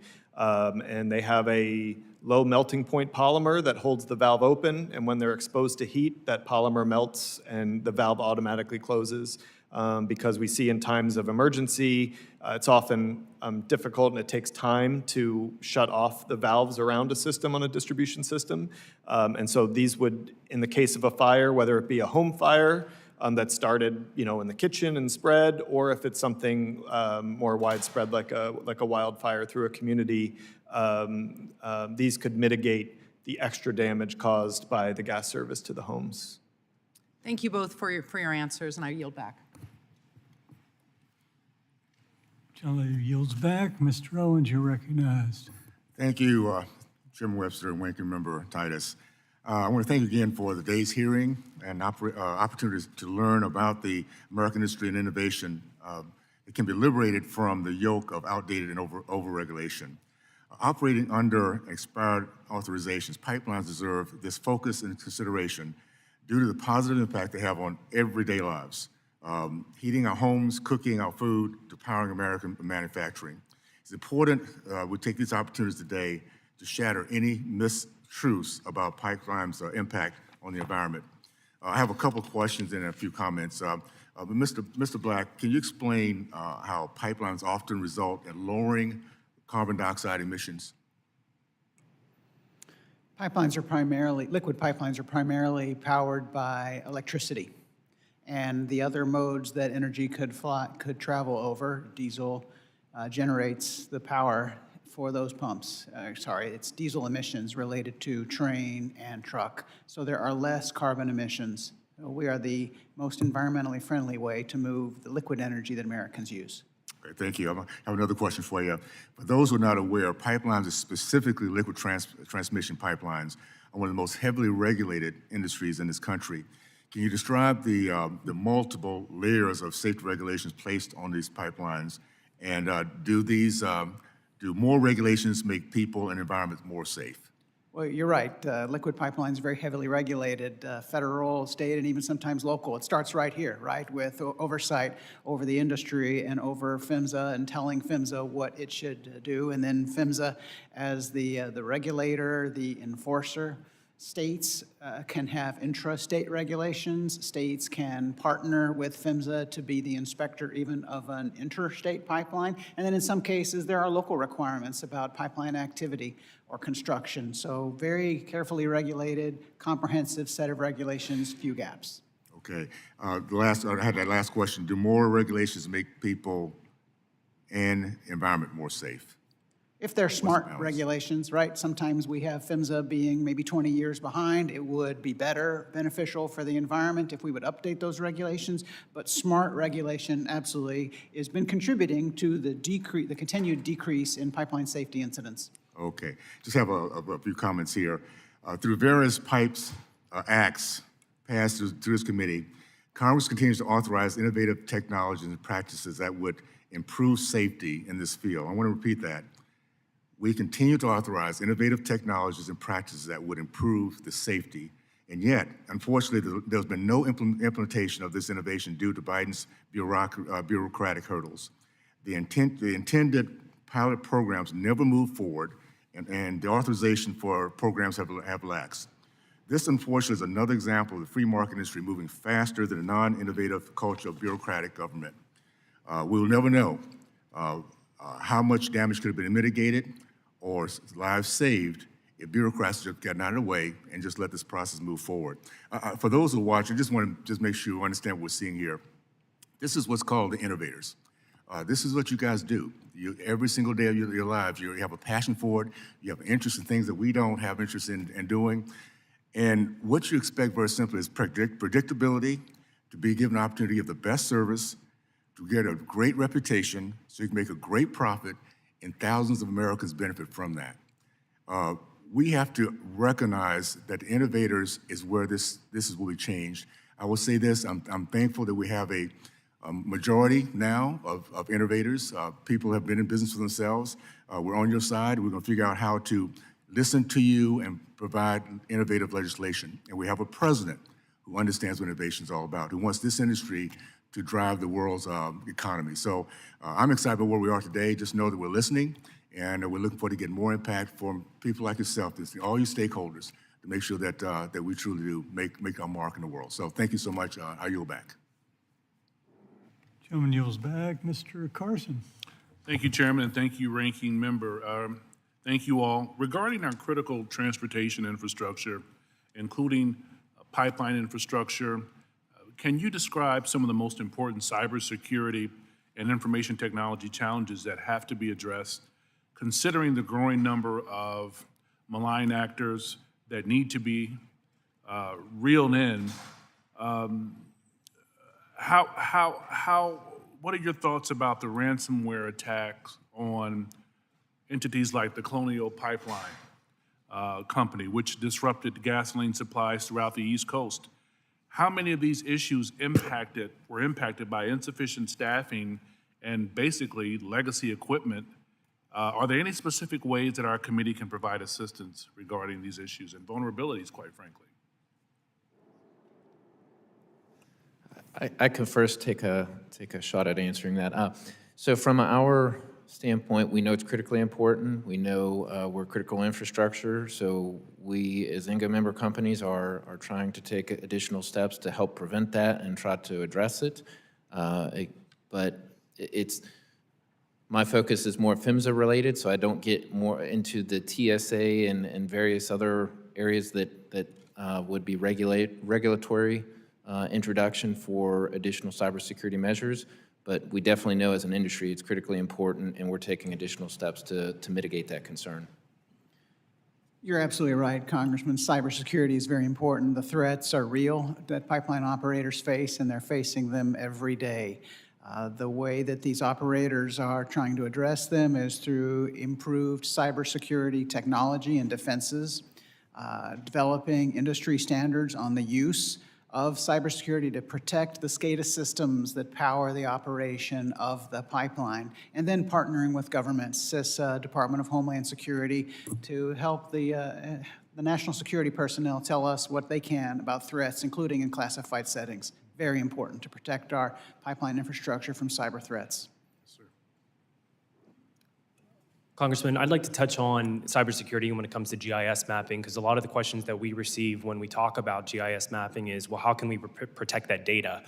And we obviously see that that's a potential issue, but I'd like to point all of your attention to a case study that's being done in Minnesota, where they're doing a task called distributive data, where they are giving the excavators and the people involved, the utilities and facility owners, that data for the life of the ticket and only for the life of the ticket. So it is a way to make sure that the data is being secured. So I just wanted to mention that. Thank you.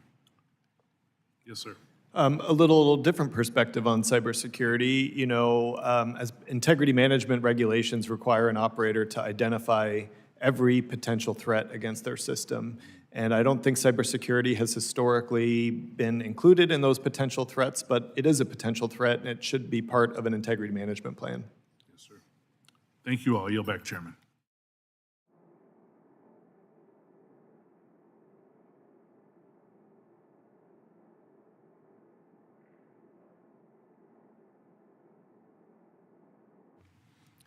Thank you. The chair now recognizes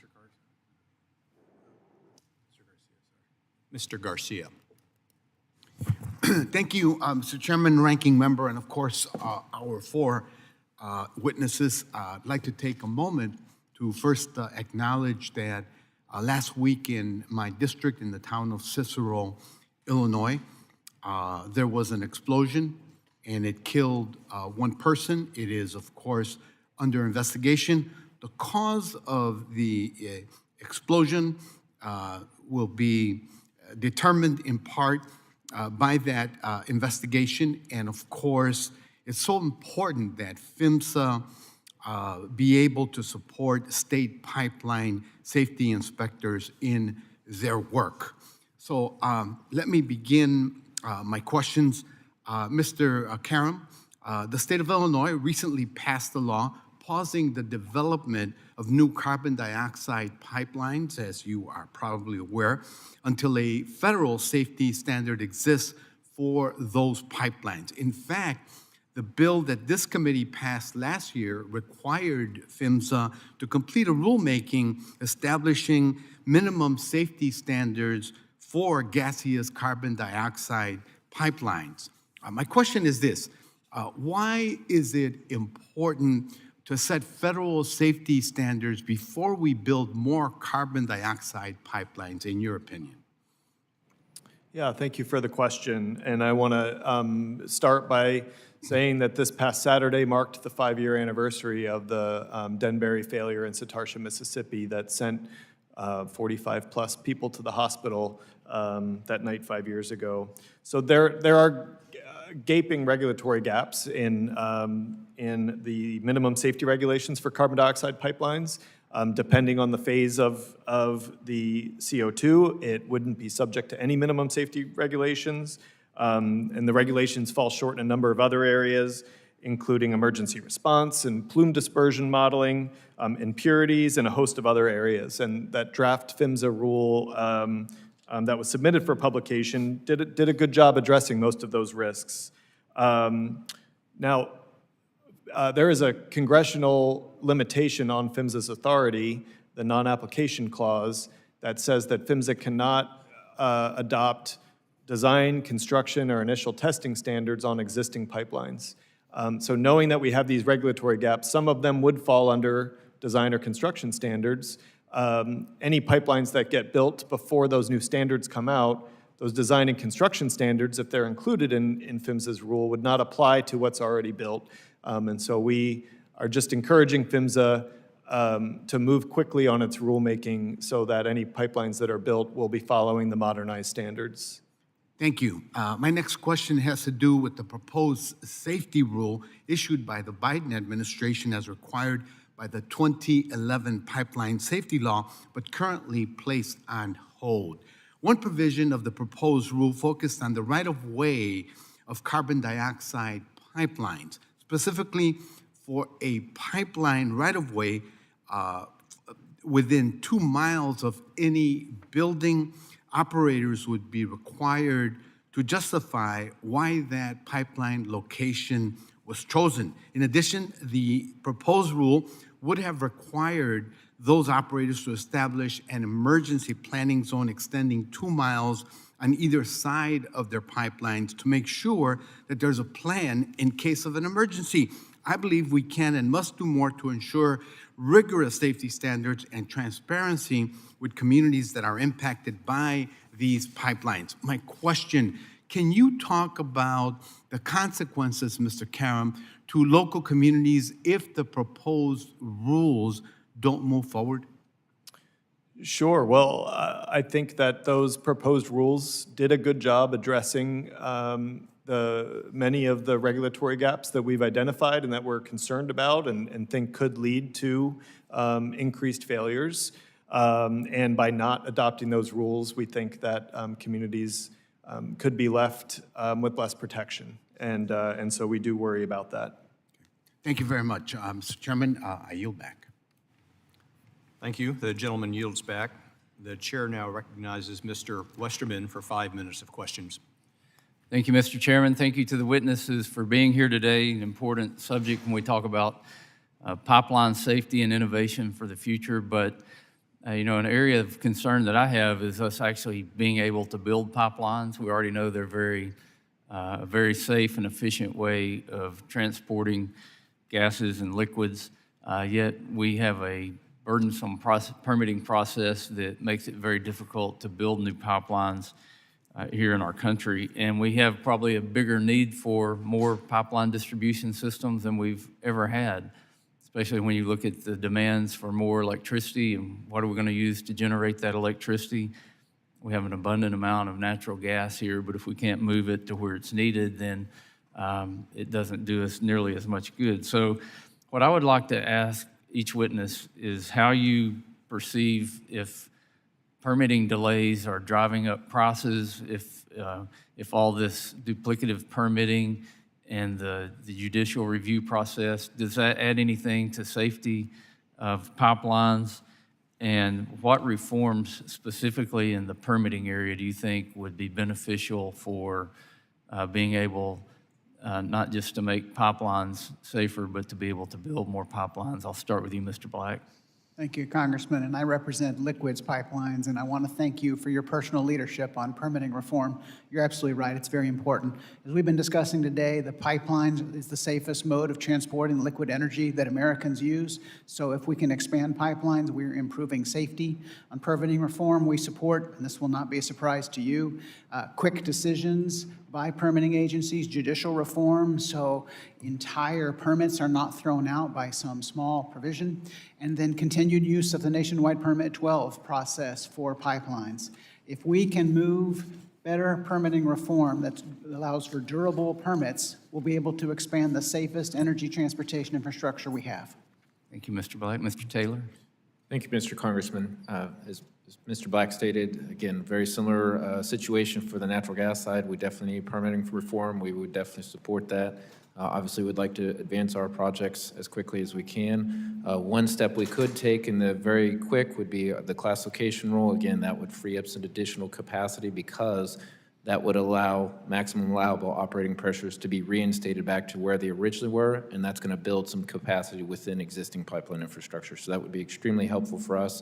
It would be extremely helpful to get that rule completed as quickly as possible. Thank you, Mr. Taylor. Mr. Paris? So from the excavator side, when permitting comes into play, if permits are not approved on a timely basis, then we are out of work, and we have to put employees on layoff or they're on unemployment. We've seen that in the past. I'd like to emphasize, though, that we're working with our customers in the safest fashion that we can, and we're always looking to improve the way we can be safe when it comes to pipeline infrastructure. Back in the day, it was about a finger-pointing kind of thing, but now it's about working together and talking about what the real issues are and moving forward with that. I'd also like to point out within the permitting process is part of the design phase of the project. So what's important to get these permits through faster and more safer is getting back to these basics in what I believe these marked utilities and mapping and making sure that these are laid out within the permitting process. Good. Mr. Carroll? Yes, so this is really outside of the focus, the primary focus of our organization. The focus is really on safety regulations. But I will say, as a public safety advocate, I am grateful for a robust permitting process that includes opportunities for public input. I see it as a balance between efficiency and responsibility. And I'm sure there are places where, efficiency can be, progress on efficiency can be made, and we'll just be there to make sure that those changes are responsible and safety forward. Do you see that it's in balance right now? Do you think the permitting laws and the multiple agencies that you have to go through, is it balanced between efficiency and safety now, or do you think we need more regulations or less regulations? Again, it's really outside of the main part of our work, and I am grateful for a robust process that has opportunity for public input. All right. I yield back, Mr. Chairman. Thank you. The gentleman yields back. The chair now recognizes Mr. Mann for 5 minutes of questions. Thank you, Mr. Chairman. Thank you all for being here today. I'm Tracy Mann. I represent the big First District of Kansas, which is 60 primarily rural counties in the eastern or western part of my state. Kansas is over 48,000 miles of gas pipelines and 11,000 miles of liquid pipelines that run throughout the state to help transport these goods across the country. I believe the pipeline is one of the safest and most efficient modes of transportation for energy and are essential to delivering energy from where it's produced to where it's needed around the country. A handful of questions. First off, for you, Mr. Black, what are some examples of how you feel like FSMA needs to modernize its pipeline safety requirements? PHMSA regulations are over 20 years old, Congressman, in many aspects. Pipelines use modern technologies to assess pipelines through smart pigs that travel inside a pipeline looking for features like corrosions and cracks. And then pipelines use modern engineering assessment techniques and predictive analytics that can help us understand with more precision what issues need to be addressed and when. So we have that information, that better safety technology and that better program, but PHMSA regulations are slow to react and they're 20 years old. So then we need a special permit process to allow a variance to achieve the same level of protection but smarter, but that process is broken. So two ways that PHMSA can improve is to allow update of repair criteria to reflect technology and then to approve the special permit process and implement safety technology demonstration programs in a bureaucratic-free way. That was my next question is, can you explain to the committee the potential benefits of the pipeline safety technology demonstration pilot program? Sure. This would give PHMSA the data to have the confidence to update their regulations. We'll be able to show that new technologies traveling through the pipe and new engineering analytics will let us more efficiently focus on what we now know are the real threats on the proper schedule. So if the demonstration program can help PHMSA understand that, then they'll have the confidence. One more, could have a demonstration program on the use of drone technologies or satellites to replace the fixed-wing right-of-ways patrols that pipeline operators have to do. Then maybe we can do more patrols for the same amount of money, but not if we have inflexible PHMSA regulations. I could not agree more. We've got to embrace technology for everyone's benefit, including to make everything more safe. Question for you, Mr. Taylor. The class location rule is one of PHMSA's outstanding mandates. Please describe the importance of this regulation to pipeline operators. Yes, yeah, it's extremely important. Again, it would allow some flexibility instead of going out and replacing, say, 1,000 feet of pipe. Now I can apply Subpart O, or again, additional assessments, preventative mitigative measures. I'm going to look for those specific threats that are applicable from launcher to receiver, and I'm going to run a battery of tools through that pipeline to make sure I'm properly addressing or assessing those pipeline threats. It also reduces impacts to landowners because, again, now I'm not either pressure testing or replacing that pipe. I can run that additional technology through the pipeline, and in addition, it's improvement to the environment because now I'm not going to have emissions related to doing all that additional work. I can just, again, run the new technologies as Mr. Black described. Great. And how long has your sector advocated for this updated rule? It's been over 2 decades. Over 20 years. There Yes, you go. sir. Yeah. Yes, yeah. sir. Well, that says a lot right there. Thank you all for being here today. With that, Mr. Chairman, I yield back. Thank you. Thank you. The gentleman yields back. I now recognize Chairman Rouser for 5 minutes of questions. Thank you, Mr. Chairman, and I appreciate our panelists being here today. I hate that I had to pop out and I missed the benefit of the Q&A the last 35 minutes or so. But let me look at this, or let me ask you from a broad standpoint. As far as the Transportation and Infrastructure Committee for this year, next year, this Congress, what's the number 1 or 2 items of oversight that you think are really critically important in this space? And then from a legislative standpoint too, obviously we're going to be working on a surface transportation reauthorization, and not that that deals directly, obviously, with pipelines, but anything in that space that you think we need to be pursuing legislatively, I'm curious about as well. Mr. Black, start Well, with hearings like today to conduct oversight over PHMSA, encouraging them to reduce bureaucracy and red tape and embrace innovation. On legislative, a targeted pipeline safety reauthorization bill like you have, work that you've been doing on continued use of the nationwide permit program for oil and gas. And in your Coast Guard reauthorization bill in the committee last Congress, you encouraged the National Response Center to allow online incident notification rather than just making a call and waiting for someone to answer the phone. Those 3 legislative priorities would really help. Mr. Taylor. Yes, sir. Again, as Mr. Black mentioned, the 118th Congress had class location rule mentioned, again, for the same reasons I just mentioned to Mr. Mann.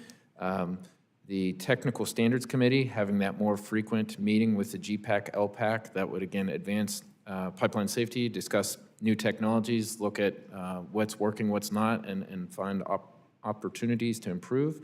The incorporation by reference, evaluating what are some of the more recent documents or recommended practices that are being referenced by PHMSA. Those would be extremely important because there are some standards in there that are 20 years old. We obviously know technology has significantly changed in the past 20 years, so should be referencing newer documents. The voluntary information sharing, that's another great aspect that we could have a proper space to make sure that we can collect that information and can share that out so that different operators can learn from maybe a mistake or a mishap, a near miss, an incident from another operator. And then that workforce development, just trying to have PHMSA have the right resources available at their needs to be able to conduct inspections and audits as they need to. I think for us, it sounds simple, but it's very complex, and that's just a full and balanced statewide enforcement of damage prevention laws, which includes full participation in an 811 process, accurate and timely locating for all facility owners, and the opportunity to move the needle towards GIS mapping. Mr. Karen. Yeah, for us, it's the increased resources to PHMSA and the state programs that was identified in the bill, and appreciate industry support on that as well. The increased enforcement authority to PHMSA, I think, will make a difference. I want to reiterate support for, standardizing damage prevention. A couple things that were not in the bill would be the implementation of fire valves, and then more broadly, figuring out a path forward to encourage widespread adoption of safety management systems. Now, the next item is not directly related to pipeline safety, but an issue of concern of mine. Several years ago, we had the shutdown of the Colonial Pipeline, cybersecurity in that realm. Talk to me about our strengths and weaknesses and anything that we need to be doing as a Congress, as a House, as a Senate to help you address those issues better. Cybersecurity is very important. We have many threats pipelines face every day. The way the pipeline operators are approaching this is to increase investment in cybersecurity defenses, develop best practices among the industry for protecting the systems that operate the pipeline, and then partnering with government so that we can learn from the national security and the intelligence community about those threats. So it's making sure that government has whatever resources it needs just on this issue to help identify the threats, for us to partner together so we don't have to have voluntary shutdowns on ransomware like we had with Colonial, or cyber breaches of operating equipment. Important issue. Thank you. Anybody else real quick? Not necessarily my area of focus, but just again, maybe piggybacking off the volunteer information sharing, maybe there's opportunities to better communicate some of the concerns or risks if we're seeing certain issues that pop up across the industry. Just how do we get that information out there as quickly as possible so that all operators can put up their defenses or develop new defenses, whatever the concern is, but just trying to share that information more quickly, more broadly, so that we can address it. Yeah. I'm out of time, but any quick thought? The operations side's a little bit out of my wheelhouse, but I had pointed to Congressman Carson about a case study that's being done when it comes to GIS mapping out of the state of Minnesota, and it's proven that there's work against cybersecurity and protection of that kind of thing is working with our kind of data. Very quickly, I just encourage operators to identify cyber threats in their threat identification for integrity management and mitigate against those threats as part of their integrity management program, in addition to specific prescriptive cybersecurity regulations. Thank you. I yield back. Gentleman yields back, and I recognize Member Burleson for 5 minutes for questions. Thank you, Mr. Chairman. I just got back from a conference, a global conference called ARC, Alliance for Responsible Citizenship. We had world leaders from most of the Western nations, Britain, the United States, Canada, a lot of the European nations. And really, the common theme was that we've had a lost decade, if not 2 decades, of economic growth, of industrialization that's been outsourced to countries like China that are not exactly the cleanest country, to send your industry to. And so the other thing that concerned me is the question of, history tends to repeat itself, and about every 80 to 90 years, the world reserve currency moves to a different nation. And we in the United States, we're well beyond that 80 or 90 years. We're at about 120 years being the world reserve currency. It generally follows the nation that is the industrial powerhouse in the world, the manufacturing leader. That being said, energy costs are a key driver of this. Cheap, abundant, and affordable energy is what every manufacturer is seeking. And so with that question, Mr. Black, in your testimony, you emphasized that expanding American energy production will send new supply to the market and pressure prices downward, as building energy infrastructure like pipelines will help us deliver more energy to the American people. Can you highlight on why investments in energy infrastructure is essential if we're going to maintain world dominance economically? We have tremendous energy supplies in the United States and, of course, Canada with our integrated market, both in liquids and in natural gas. When we can get that energy to market, to the people and the businesses who use it, that produces downward pressure on prices. If we have additional energy made that we don't need in this country, we can sell it in the world market, helping our trade balance and helping push global prices down and increasing global prosperity. But in order to do that, you have to be able to expand pipeline capacity. In both cases, it's the most economical, most reliable way to move that energy to where it can be beneficially used. It's my belief that it's the one common denominator that the poor and the rich are have to deal with is the cost of energy. Unfortunately, the poor have a much more, as a percentage of their income, greater harm from those costs. Yes. And so, would you agree with me when I say, show me a nation that is abundant in energy and cost-effective, affordable energy, and I'll show you a nation that has low poverty rates? Affordable, reliable energy lifts people out of poverty, lifts nations out of poverty, and helps them grow. Yes.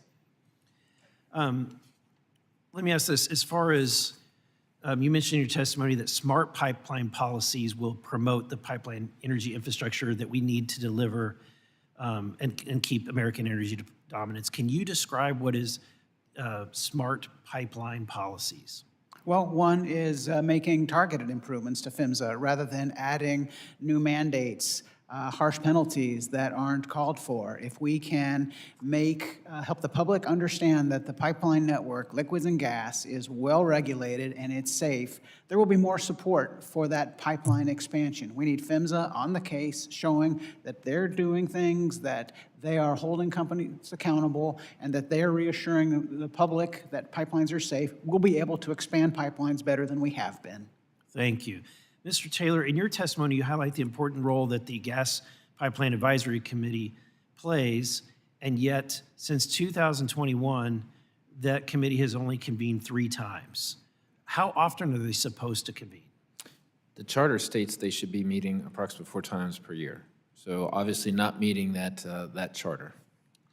Can you expand on the role and how that impacts the industry? How them not meeting impacts the industry. Yes, sir.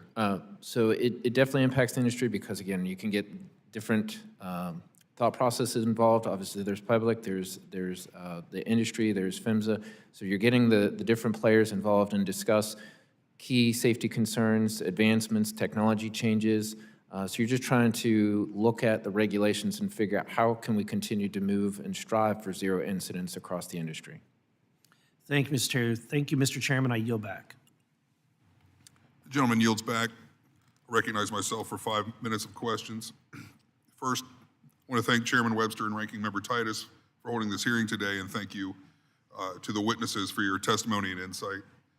Ohio contains over 100 pipeline operators that oversee 56,000 miles of distribution lines, over 10,000 miles of transmission lines, and over 1,100 miles of gathering lines. My district is home to the Buckeye Express and Tennessee Gas Pipeline, both of which provide pivotal natural gas for the state and the country.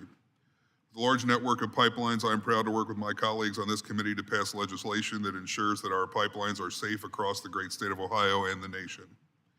People across the country want lower energy costs, and that means the United States needs to unleash its natural resources. I'm proud that this administration wants to prioritize oil and natural gas production to create jobs and economic development for both consumers and industries. Mr. Paris, what has been Pennsylvania's experience with shale gas, and how have you worked to ensure that this energy is developed and transported safely? So like I said before, we are working with our customer on a day-to-day basis to improve safety. Safety is number one, and it is a part of every task that we complete. Now, as far as our local economy, the gas industry, since it has come to Pennsylvania, it has bolstered our local economies. We have seen businesses that were ready to shut their doors be brought back to life. So we take that as a responsibility on us to make sure that we're installing these pipelines correctly and following safe practices. Thank you. More often than not, regulations have hindered industry from adopting the best technologies, practices, and standards that allow for their businesses to thrive.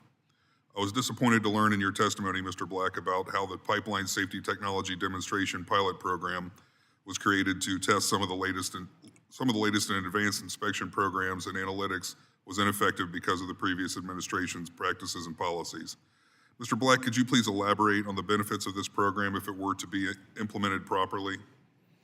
Thank you. This was a great opportunity that Congress created and we missed as a nation, and I hope that we can retry that.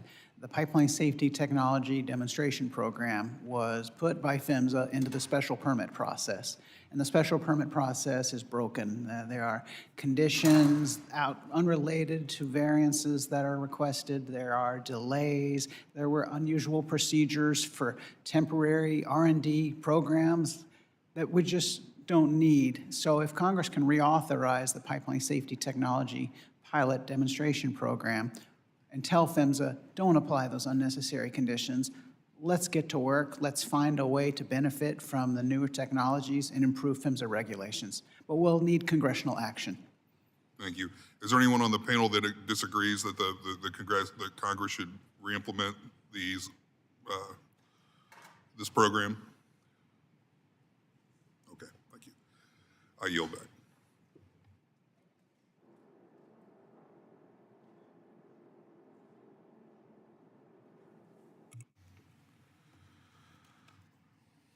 Are there any further questions from any members of the subcommittee who have not been recognized?